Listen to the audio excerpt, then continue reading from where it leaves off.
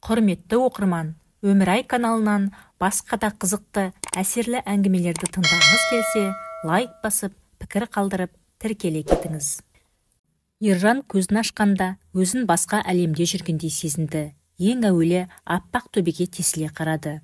Одан жанарын сырғытып еді, шілтерлі пердені көрді. Мөлдір терезеден жарық құйылып тұр. Сәл көтеріліп төсек үстін сипады. Ол мұндай таза, жылы төсекке жатпағалы көп болыптау. Көрпесін құшақтап, бүк түсіп қайта жата кетті. Көзіне жас келді. Өзегін әлде бір өкініш өртеп барады. Қайран шешемай. Ержан селк ете қалды. Мына ой шашы дудыраған басына 40-қа тақап қалғанда ғана келіп тұр. Сұмдық деп ойлады. Кім болып кеткенмін, кім болғанмын? Орнынан тұрып, бұрыштағы трибунаның алдына барды. Ұсқынсыз біреу қарап тұр. Өзін өзі танымады. Шал болыпты ғой. Көзінде нұр жоқ, шүңірейіп тұр. Ұрты түсіп, еті қашқан, сүйегі арса-арса. Тұтастай жара жапқан төсі, әпкесі жаққан дәрімен көк жасыл болып, тіпті қорқынышты көрінеді екен. Қайран шешемай. Ержан тамшылай жөнелген көз жасына ие бола алмай жерге отыра кетті. Ол Бике кемпірдің қанаттыға қақтырмай, тұмсықтыға шоқыттырмай өсірген еркесі еді. Бұзық болды. Сабақты да жүрдім бардым оқып, 3-тен аса алмады. Мұғалімдер ұрысса, тілін безеп тұрып алатын. Ал түстен кейін темір жолдың ыстығы мен суығынан сыр берген аяғын тырып-тырып басып, Бике кемпір мектепке қарай томпаңдап бара жатады.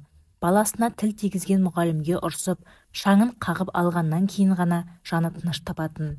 Кемпірдің сырына қанық ұстаздар алдап сулап, кейде шәй беріп, шекесін жазып шығарып салатын еді. Ақыры Ержанға еш қайсы сөйлемейтін болды. Үшін қойып беріп, қашып құтылғандай болатын. Есесіне бұның бұзықтығы екілене түсті. Бойы бір тұтам болғанына қарамастан өте шымыр еді. Турникке шыр айналғанда білемденіп шыға келетін бұл жігіттеріне қатарластары таңдай қағысатын. Басқаны былай қойғанда ауылдағы 1-2 жас үлкен бозбалалар именетін. Төбелестегі әбжілдігіне қарап балалар мұны мысық деп атап кеткен. Бұл лақап ат өзіне де ұнады. Сондықтан қимыл әрекетін барынша Брюс Лиге ұқсатуға тырысты. Балалармен бокстасып ойнағанда жеңіл секіріп қойып, чакты мияулап жүріп, шалқасынан түсіретін Айдахар Брюс секілді шыр айналып жүретін.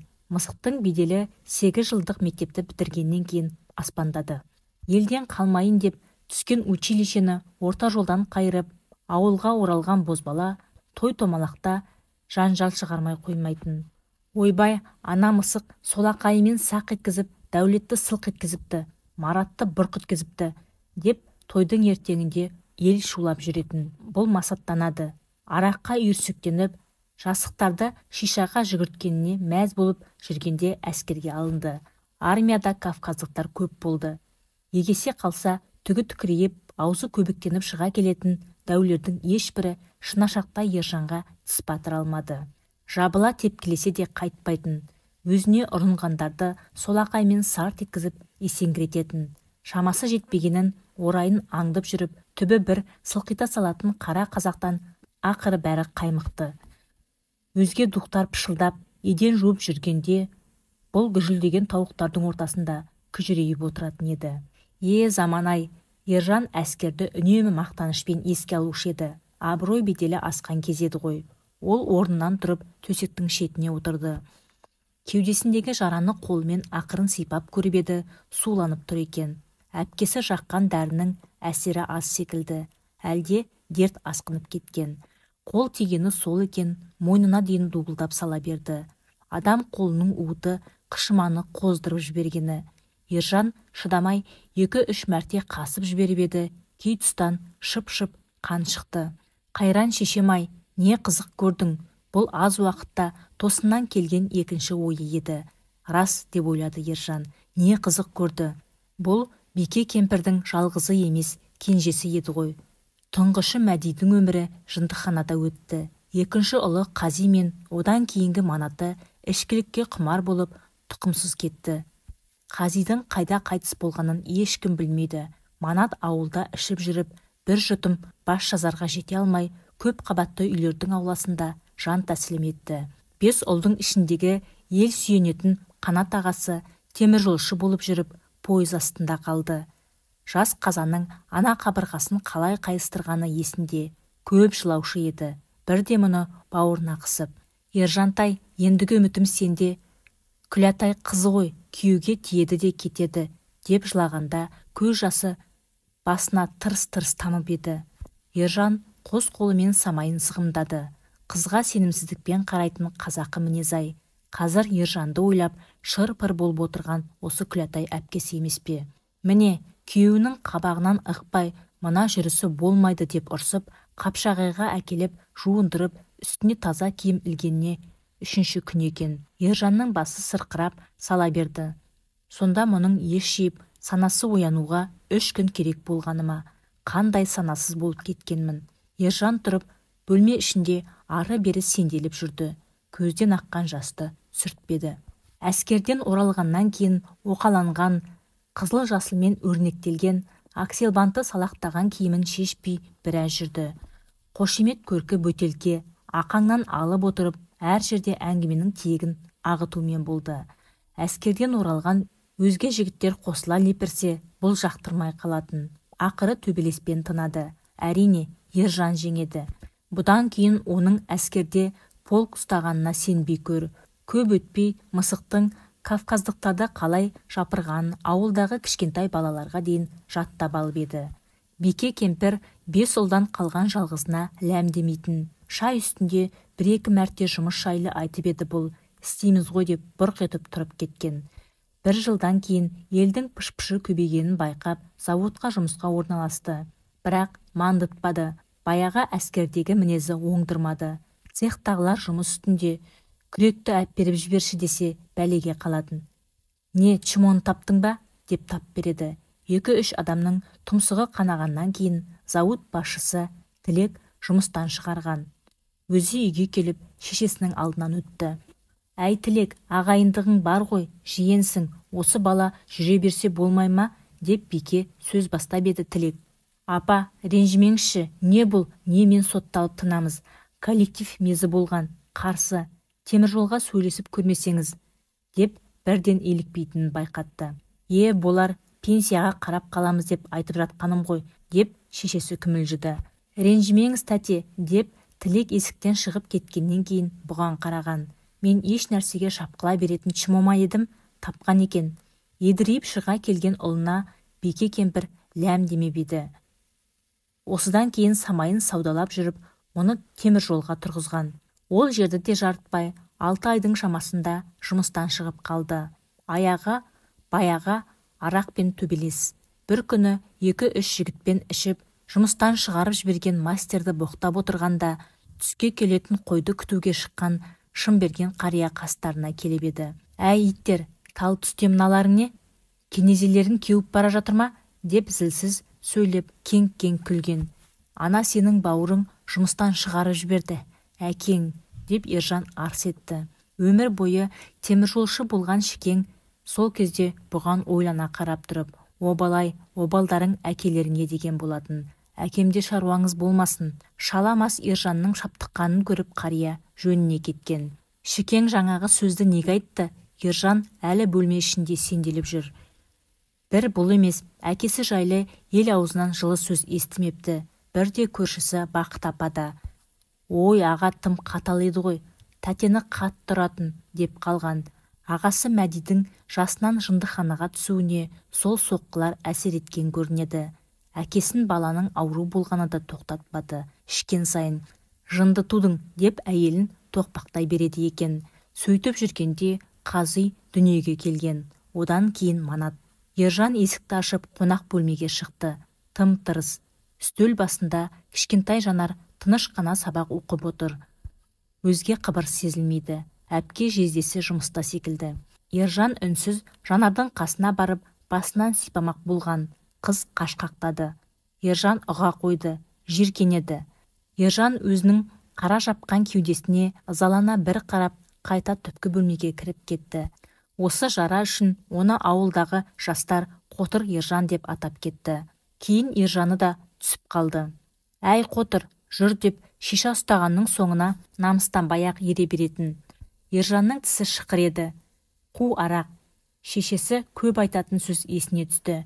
қуарақ болмаса, бұл балада адам санатына қосылып кетер ме еді. Бұл бір-екі рет арақты тастаған, 3-4 ай сау жүрген кезін ауыл үлкендері кәдімгідей ескеріп ақыл айтатын. Бәрінің сөзі ұқсас. Дұрыс болған, ана шешеңді ойла.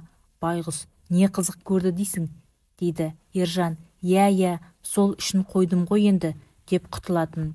Бірде үйге отырғанда 2-3 кластасы сау етіп кіріп келді. Әй, неғып жүрсіңдер, деп қояды. Саған келдік, деді Нұржан қасындағыларға көзін қысып. Үйлендіреміз. Немене? Үйленесің дейміз. Қанат Нұржанды қостады. Саған мынау деген қыз таптық, деп бармағын шошайтты. Түсінгені, ауылдан 3 шақырым жердегі жолдың бойында тұрған кафеде Эльмира деген жас қыз істейді. Сол жерден шықпайтын Нұржан ағасымен сөйлескен екен. Анау қарындасыма кім көрінген көз сүзеді, обал болды.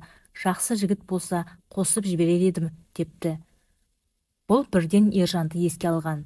Өзге жігіттерге айтпай құптай жөнеліпті. Топ болып қызды көріп, елпілдеп бұған жеткендер осы екен. Сенің жұмыс істемейтініңді айтып едік ағасы. Жақсы әйел жаман еркекті адам етеді деп көніп отыр, деді Қанат танауы таңырайып.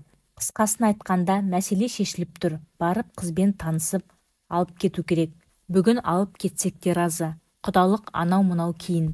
Басты қатырмаңдар, бармаймын. Ержан шорт кесті. Әншейінде бұдан именіп, тыйыла қалатын кластастары бұл жолы өйтпеді. Ау ағатай, сенің қамыңды ойлап тұрмыз. Бәріміздің 2-3 баламыз бар. Жүресің бе жалғыз сопиып, деп Нұржан алып барады.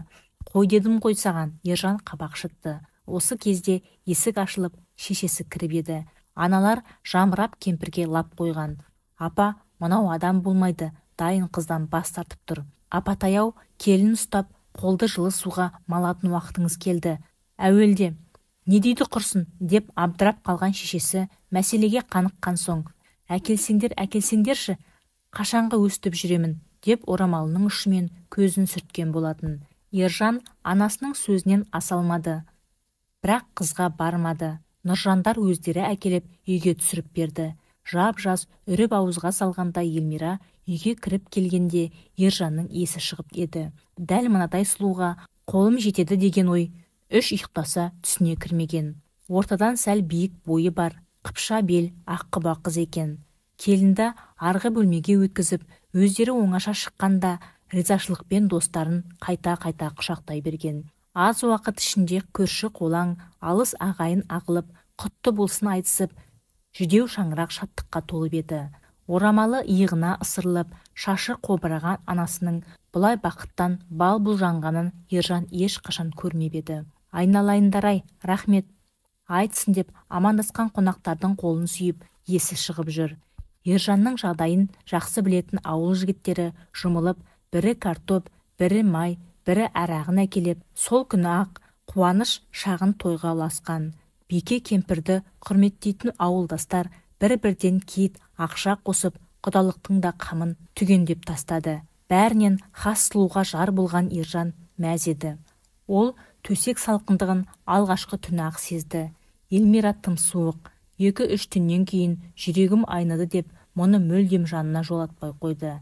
Әуелдер ренжіп, 2-3 мәрте ұрысып қалған. Ақмақ, соны да түсінбеймісің, деп Эльмира бұртиғанда ғана саңылауына сәуле түскендей болды. Шынба деп еді, келіншегі басын изеді. Ержан сол таңда ерекше бақытты болып оянып еді. Орнынан жай ғана тұрып, ақ таны жарқырап жатқан келіншегін көрпемен қымтап, бөлмеден шығып кеткен. Үстелдегі суық шайдан бір кесе ішті де үйге сыймай сыртқа беттеген. Далада кездескеннің бәрімен шұрқырай амандасқан. Не десе де күле берді. Көп өтпей Ержан әйелінің оғаш қылығын байқап еді. Үйге келіп кеткен еркек біткенге ішіп жеп қарайды екен. Өткенде қаладан келіп құтты болсын айтуға кірген еркін сол көз қарастан қатты ыңғайсызданды. Эльмира күйеуім екен деп Ержаннан, қайным екен деп еркіннен қысылған жоқ. Шайын құйып қойып сүзілді де отырды. Ақыры еркін тамаққа қарамастан үйден қашып шыққандай болды. Сұлу қайным-ау, үйге келіп тұр, деген Эльмираға басын шұлғи сала есіктен зып берді. Сол күні екеуі тағы ұрысты. Ас бөлмеде жүрген шешесінің оқта-текте уһлегенін естіп өзі сабырға келген. Бұл басылып еді, қабағын аңдып тұрған келіншегі білегіне орала кеткен.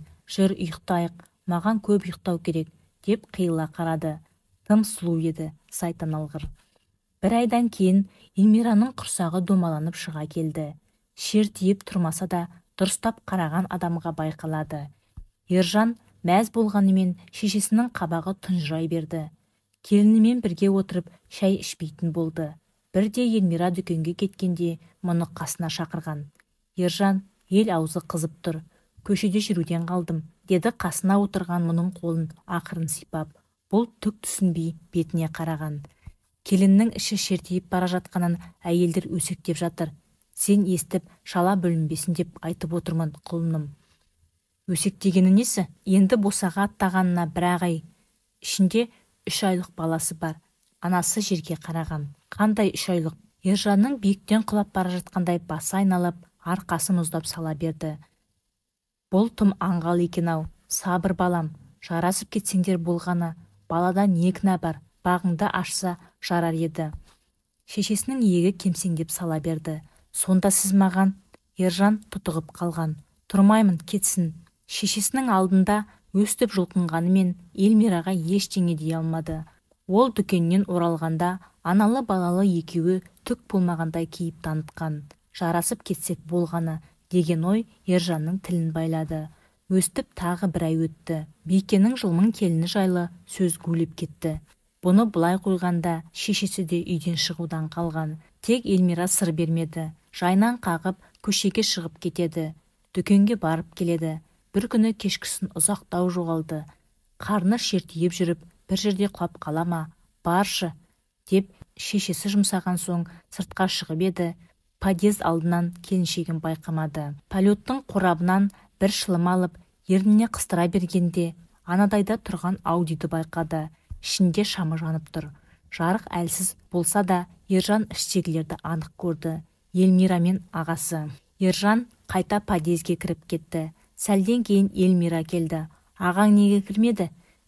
Деді бұл сырың мәлім деген кейіппен. Джони ма?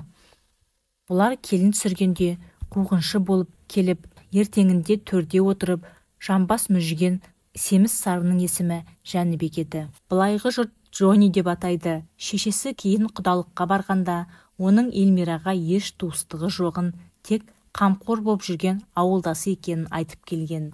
Джони, Ержан тістене сөйлеген. Ағам емес екенін білесің ғой? Ержан шыдамады, шапалақпен тартып жіберді. Жылайма деп еді, Эльмира міз бақпады. Бетін сипап тұрды да бөлмесіне кіріп кетті. Келер күні түске қарай келіншегі заттарын жинап кетіп қалды. Бұл оның қара Аудиге отырып жатқан екінші қабаттан балконнан көріп тұрды. Ержан терезенің алдына барып, сыртқа ұзақ қарады. Бір жас жігіт бала ойнатып жүр екен. Әлде ұлы, әлде інісі. Әткіншекке отырғызып тербетті. Одан көтеріп алып, әуелете лақтырды. Қағып алды, бала мәз. Эльмира қайда екен? Бұл да тосын ой болды. Жүрегі шым ете қалды. Су бақ кеткенде еді, түкпірде бір сезім қалған секілді. Көп жылдан бері аз уақыт әйелі болған адамды есіне де алмапты. Көшеден көтердіден құтылып, шу қара құйрық деген, ол мұны мүлдем ұмытқан шығар. Ол кеткеннен кейін бұл ішіп бастады. Содан көпке дейін тоқтамады. Көшеден арақ таппаса шешесін қинайтын. Аз зейнетақыны тамаққа әзер жеткізіп жүрген ана байғұс зар қағады. Кейде тыққан ақшасын ұрлап кетуші еді. Ит екенмін ғой.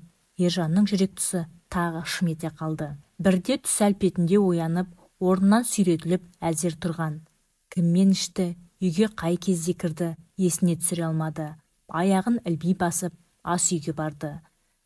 Краннан су ағызып, сылқылдата ішті. Бір аяқты қотара салып тағы ішті. Шөлі қанар емес. Далаға шығу керек деген ой келді. Біреу-міреу кездесіп қалар. Өстіп мәңгіріп бара жатып, диванға көз түскен. Селт ете қалды. Анасы жатыр. Мұндай әдеті жоқ еді. Ақырын басып, диванға жақындаған. Анасының көзі ашық екен. Аузы да. Қасқа тісі ақсиып, біртүрлі көрінді. Қудай шашы қобырап кетіпті.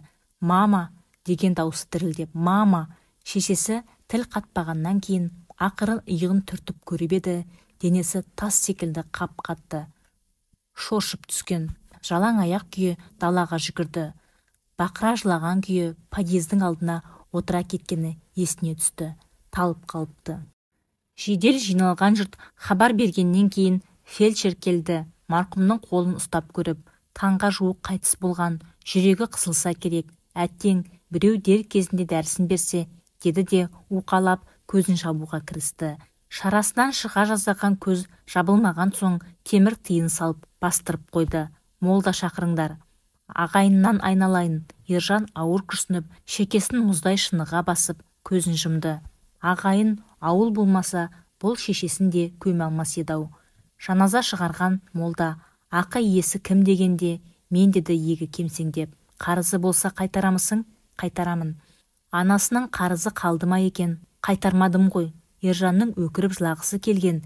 Жанар шошынама деп өзін өзі әзер тежеді. Сұқ саусағын бүгіп, аузына салып, аямай тістеледі. Анасынан айырылғаннан кейін өмірі еміс қана есінде. Кейде далада, кейде қорада жатып ес жиятын. Кішкентай балалардың қотыр деп келемеждейтіні есінде қалыпты. Тапырақтап қуған болады. Әлгілер жынды адамша шыр айналдырып мазақтай береді. Кейде бір қорада аузы басы көнектей болып ісіп, қимылдауға әлі келмей жататын. Кім сабап кеткенін бұл білмейді. Ол маңызды да емес еді. Сәл әл жинаса көше кезетін, топтасып, тойлатып жүретін жас жігіттерге үйірсек еді. Олар қастарына жуытпайды, жиренеді, бірақ көбіне мә брат деп қолына арақ ұстататын. Толық емес әрине, кейде жарты, кейде жартыдан да аз. Бұл соған да мәз еді. Азғантай арақты дем алмастан тартып жіберіп, тән жарасын тез ұмытатын. Жан жарасында азапты өмірді де. Әпке жездесі Қапшағайға келіп жеткізгенін біледі. Рөлде отырған жездесі жол бойы бұрқылдады. Басы сынып, артқы орындықта сілейіп жатса да, кейде сөздеріне құлақ тұрды. Жалғыз бауырым ғой, арағын қойдырсам адам болып кетеді ғой, деп кемсеңдеген Күләтайдың даусын ұмыта алар емес. Содан бері 3 күн өтті. Бірінші күні қанша жалынса да әпкесі 100 грамм бермей қойды. Ваннаға желкелеп кіргізіп жуындырды. Киімінің бәрін сыпырып алып, жаңа іш киім мәйкі берді. Ержан ыржалақтап айтқанына көне берді. Алдасам илегеме деп арам ойы болды. Күләтай мызғымады. Жездесінің трикосын қолпылдатып, бөлме ішінде кезіп жан ұшырды. Аласұрды, жынданып кете жаздады. Айғайлады, боқтады. Амалын тауып қашсам ба деген. Қашқанда қайда барады? Кімі бар бұл қалада? Көзі қарауытып, жүрегі лобып құлаған. Қанша жатқаны есінде жоқ. Бөлмеге жездесі кірді. Әй, көтер басыңды. Мә, деп бір бөтелке сыра ұсынды.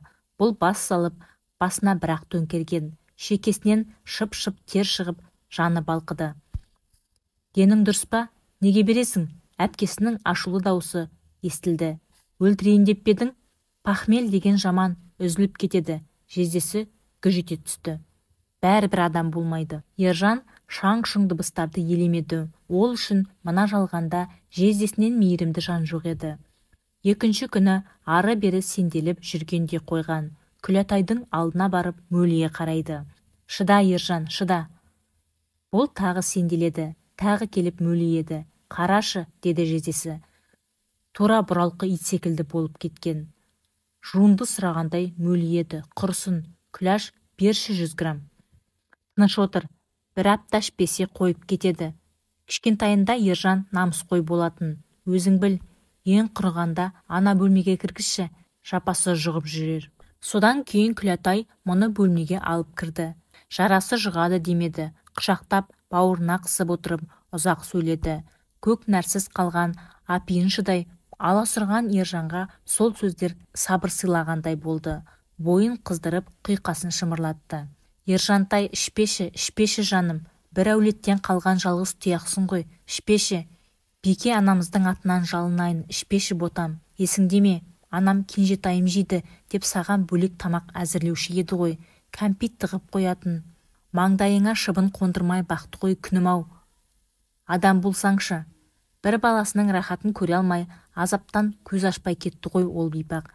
Сені ойлап байыз таба алмаған, әруағын аясаңшы жаным-ау. Өткенде түсіме кіріпті, қап-қара орамал тағып алыпты.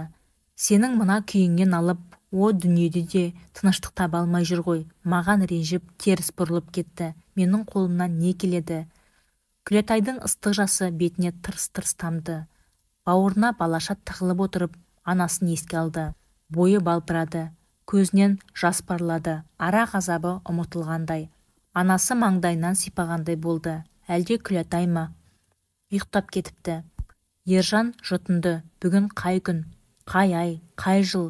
Күлетай мен жездесінің жоғына қарағанда жұмыс күн-ау. Шіркін 100 грамм болса, ол тағы жұтынды. Сусаған болып, бөлмеден шығып, ас бөлмеге барып, бір шыны су ішті. Тоңазытқышты ашып еді, түрлі тағамға толып тұр екен. Іздегені жоқ.